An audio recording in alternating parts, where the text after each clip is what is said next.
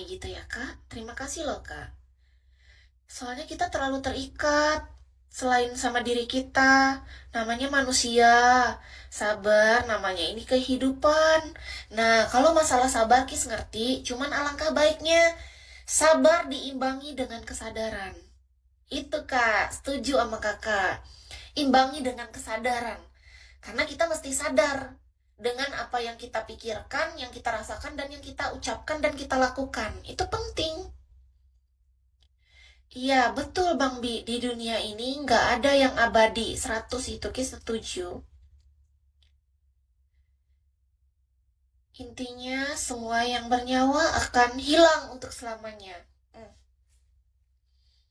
Ketika kita udah paham bahwa semua adalah titipan, baik itu harta, jabatan, pekerjaan, pasangan, orang tua, anak, kekasih, apapun itu yang hari ini yang ada dalam genggaman kita, yang kita pikir itu milik kita abadi atau selamanya. Oh, tentu tidak. Ternyata itu semua memang hanya sementara. Yang kita seharusnya siap. Siap apa coba? Masih ingat yang awal tadi? Ketika kita siap menerima, artinya kita siap melepaskan. Saat penerimaan itu dan saat itulah kita menyiapkan hati dan pikiran kita untuk pelepasan kapanpun itu. Karena waktunya kita nggak akan tahu cepat atau lambat. Iya, betul, kita harus jaga sebaik mungkin. Kepercayaan yang diberi Yang Maha Kuasa kita jaga selama masih dititipkan.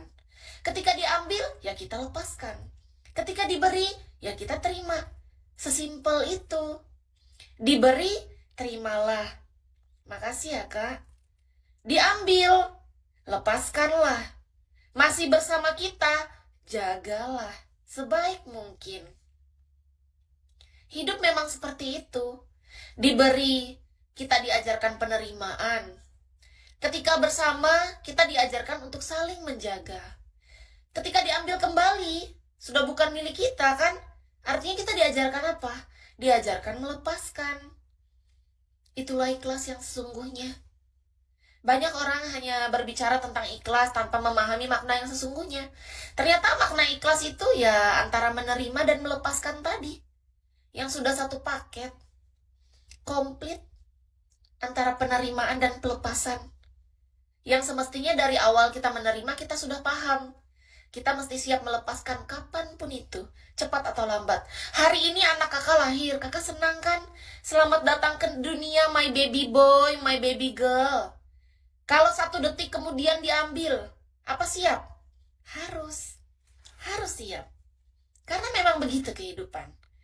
Atau mungkin pas 80 tahun kemudian baru. Kan beda. Cepat atau lambatnya bukan kita yang atur. Nafas kehidupan kita ini bukan milik kita bahkan. Iya, kita mesti belajar untuk saat menerima artinya kita siap. Oh, aku siap nih menerima, aku bahagia. Dan artinya aku bahagia juga saat melepaskan.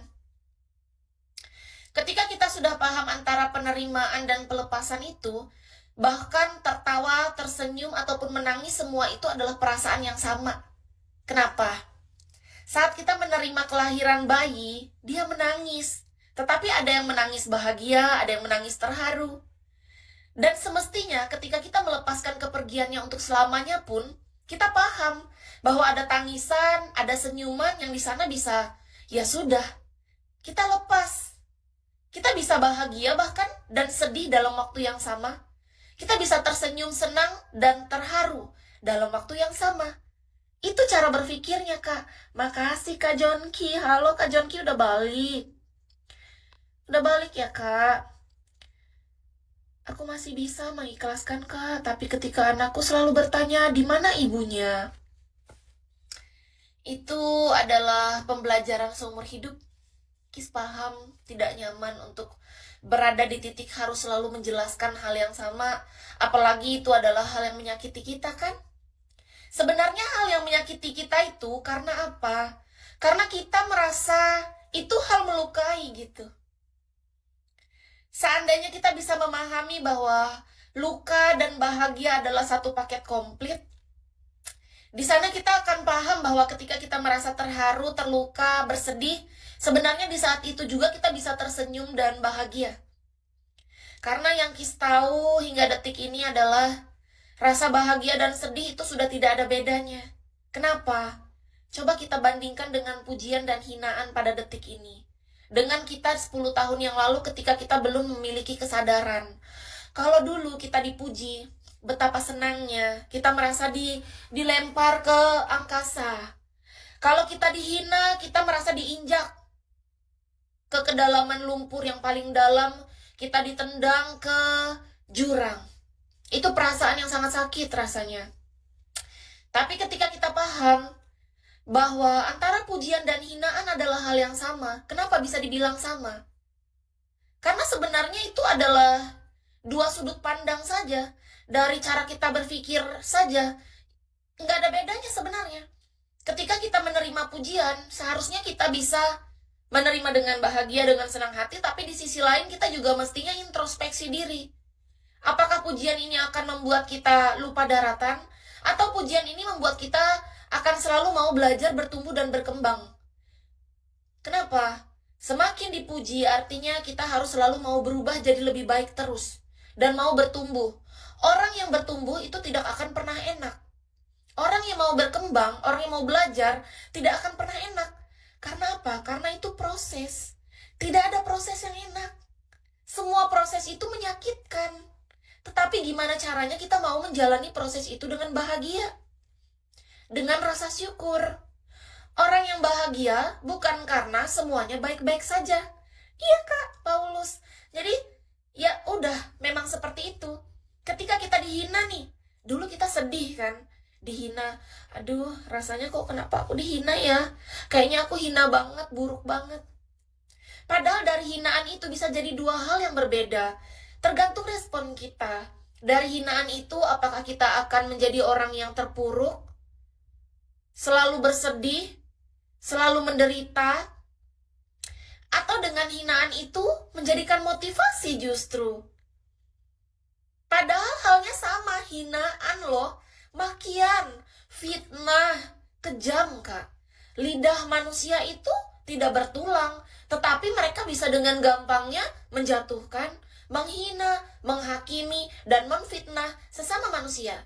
Tetapi kita, antara manusia ini, dari orang yang sama, kejadian yang sama, bisa dengan respon yang berbeda. Iya Kak Santa, kita mau jadi yang mana? Pilihannya di kita.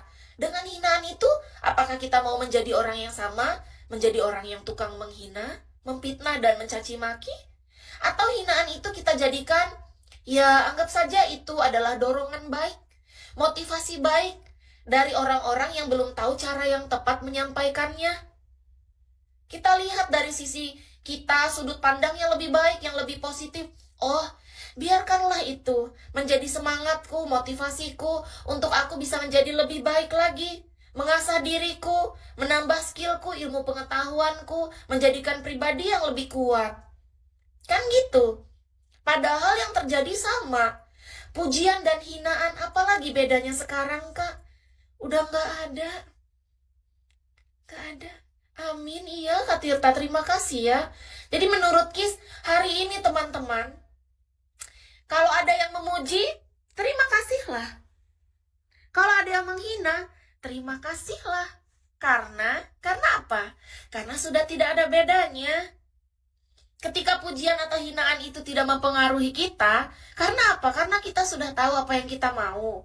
Kita tahu arah hidup kita tahu tujuan kita tahu apa yang kita suka, kita tahu apa yang kita nggak suka, dan orang lain nggak punya hak untuk menyetir hidup kita.